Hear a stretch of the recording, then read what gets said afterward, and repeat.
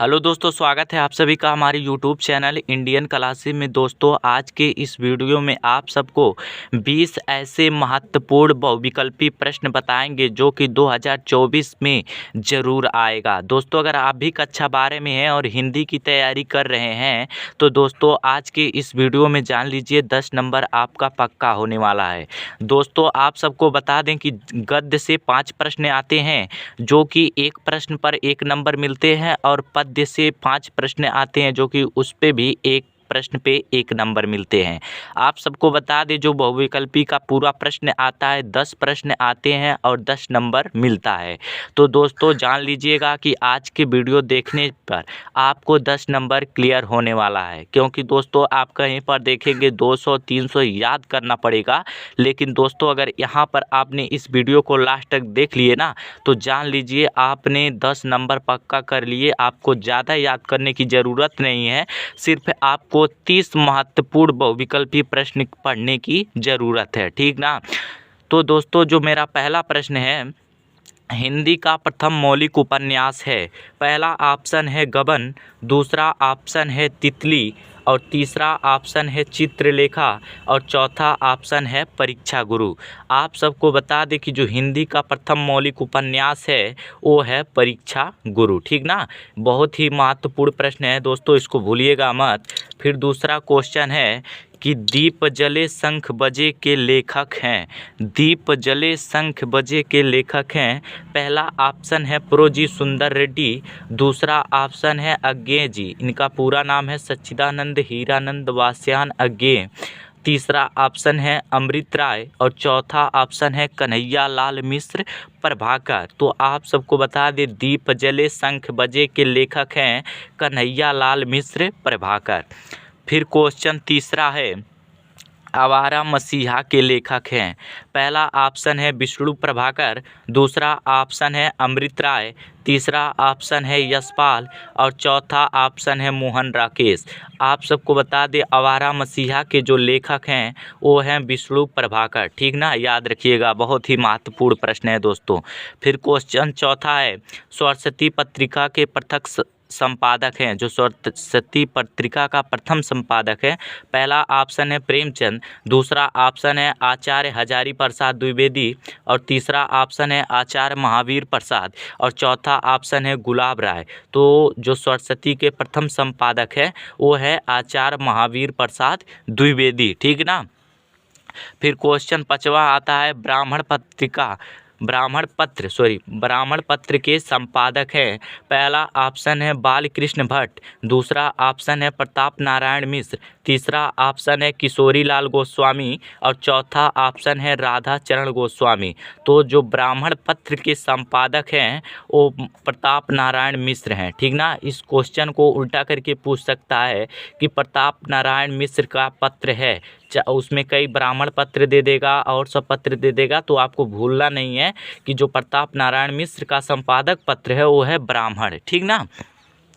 फिर क्वेश्चन छठवां है, क्या भूलूं क्या याद करूं किस विधा की रचना है।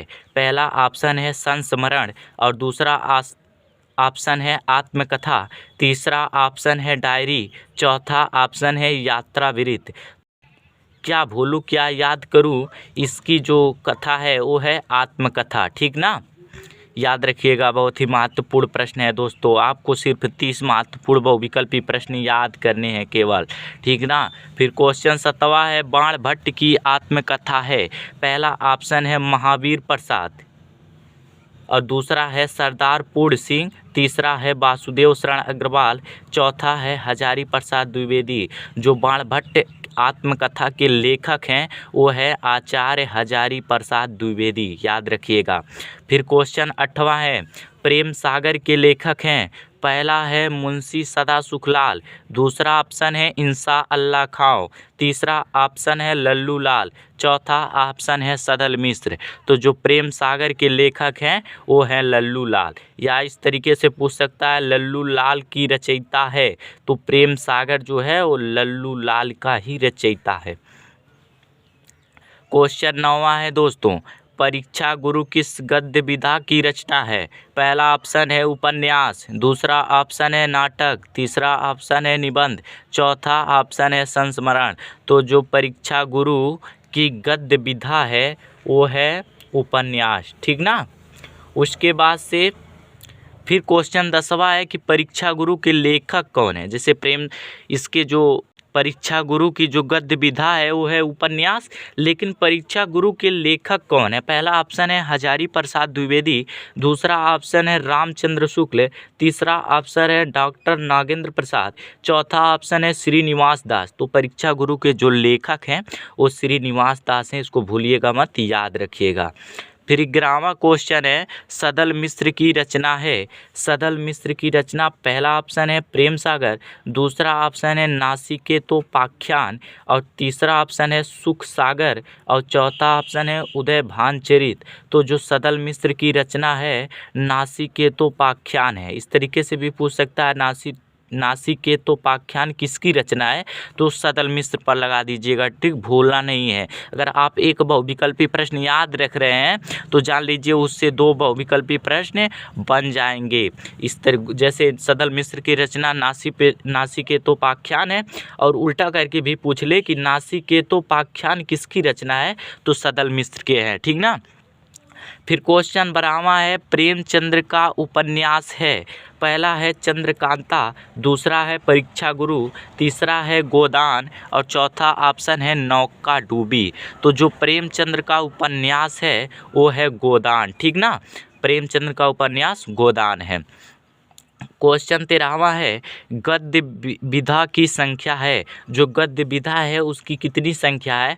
पहला ऑप्शन है 15 और दूसरा ऑप्शन है 3 और दूसरा ऑप्शन है 12, चौथा ऑप्शन है 9।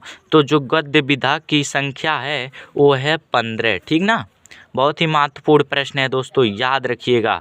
फिर क्वेश्चन 14 है हरिशंकर परसाई की रचना है। पहला ऑप्शन है सन्नाटा, दूसरा ऑप्शन है विचार और वितर्क, तीसरा ऑप्शन है जिंदगी मुस्कुराई और चौथा ऑप्शन है तब तक की बात और थी। तो जो हरिशंकर परसाई की रचना है वो है तब तक की बात और थी, ठीक ना। तब तक की बात और थी हरिशंकर परसाई की रचना है। इस क्वेश्चन को भी उल्टा करके पूछा जा सकता है कि तब तक की बात और थी किसकी रचना है? तो हरिशंकर परसाई की रचना है, ठीक ना। इस बातों को ध्यान दीजिएगा। फिर दोस्तों क्वेश्चन 15वां है डिप्टी कलेक्टर के लेखक हैं। पहला ऑप्शन है अमरकांत जी, दूसरा ऑप्शन है डॉक्टर हजारी प्रसाद द्विवेदी जी, तीसरा ऑप्शन है प्रोजी सुंदर रेड्डी और चौथा ऑप्शन है वासुदेव शरण अग्रवाल। तो जो डिप्टी कलेक्टर के लेखक हैं वो हैं अमरकांत जी, ठीक ना, ध्यान दीजिएगा। तो दोस्तों 15 क्वेश्चन आपके गद्य विधा से हो गया, जो कि 5 प्रश्न पूछे जाते हैं। सिर्फ आपको 15 क्वेश्चन याद करना है। 15 क्वेश्चन में आपका 5 क्वेश्चन मिल ही जाएगा। फिर दोस्तों हिंदी पद्य से, इसके पहले हिंदी गद्य का बता दिए महत्वपूर्ण प्रश्न और हिंदी पद्य के 15 ही महत्वपूर्ण प्रश्न आप सबको याद करना है। तो जो इसमें पहला क्वेश्चन अर्थात 16वां नंबर है, तार सप्तक का प्रकाशन वर्ष हुआ, ये पद्य से लिखा गया है। तार सप्तक का प्रकाशन वर्ष है, पहला ऑप्शन है सन 1951 से, दूसरा ऑप्शन सन 1957 से, तीसरा ऑप्शन है 1943 से, चौथा ऑप्शन है 1957 से। तो जो तार सप्तक का प्रकाशन वर्ष है वो है सन 1943 ईस्वी से, ठीक ना। फिर क्वेश्चन 17वां है साकेत महाकाव्य के रचनाकार हैं।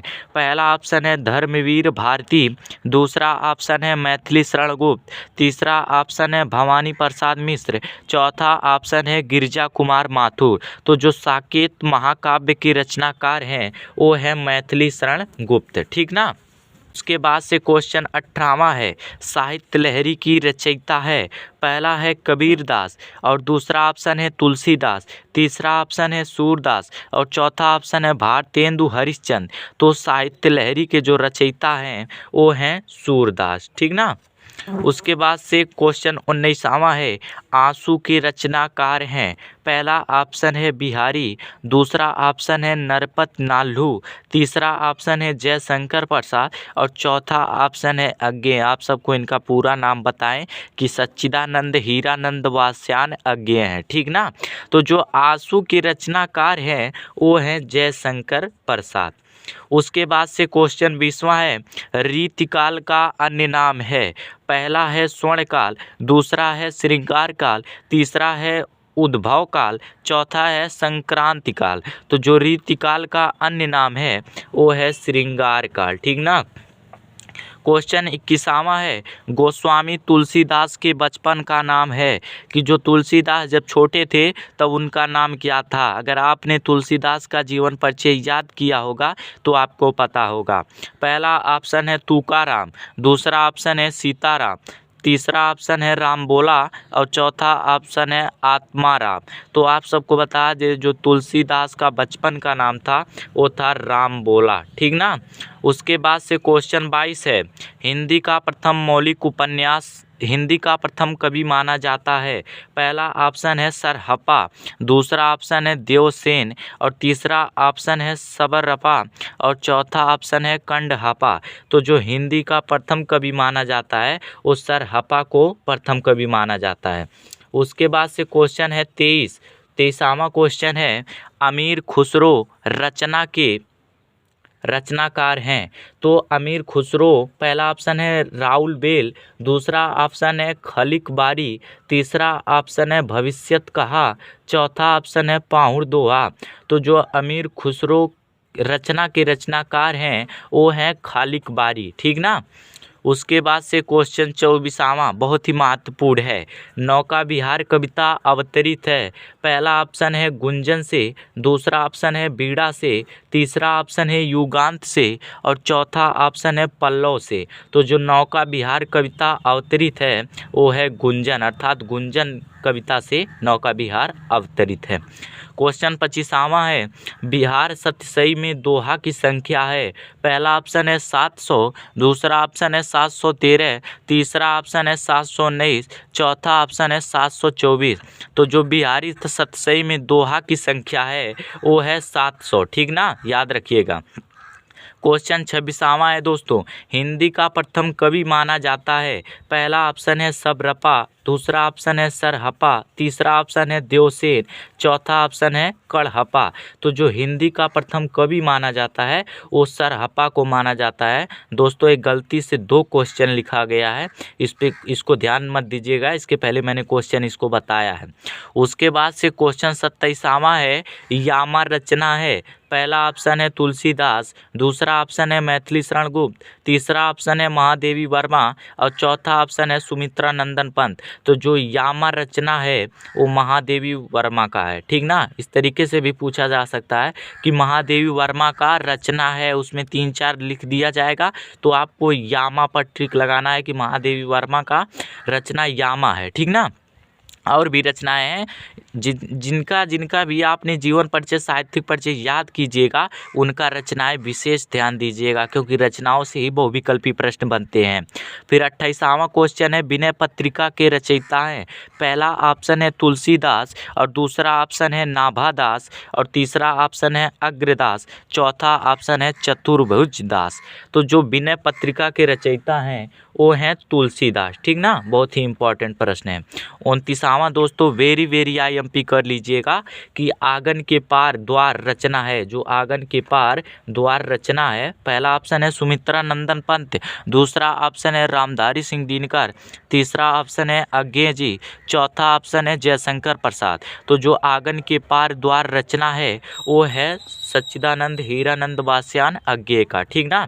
उसके बाद से क्वेश्चन 30वां जो कि इस वीडियो का सबसे अंतिम क्वेश्चन है, रामधारी सिंह दिनकर की रचना नहीं है। आपको इस बातों को ध्यान देना है, अगर पूछा जाए कि रचना है तो आपको क्या देखना है, और रामधारी सिंह दिनकर की रचना नहीं है, इस बातों को ध्यान दीजिएगा। क्या पूछा है प्रश्न को समझकर ही लिखिएगा। पहला अपना ऑप्शन है रस्म रथी, दूसरा ऑप्शन है चक्रवाल, तीसरा ऑप्शन है सुनहले सवाल और चौथा ऑप्शन है परशुराम की प्रतीक्षा। तो जो रामधारी सिंह दिनकर की रचना नहीं है वो है सुनहले शैवाल। और अगर पूछता कि रामधारी सिंह दिनकर की रचना है तो ये रश्मिरथी, चक्रवाल, परशुराम की प्रतीक्षा, ये तीनों उनकी रचनाएं हैं और ये सुनहले शैवाल उनकी रचनाएं नहीं हैं।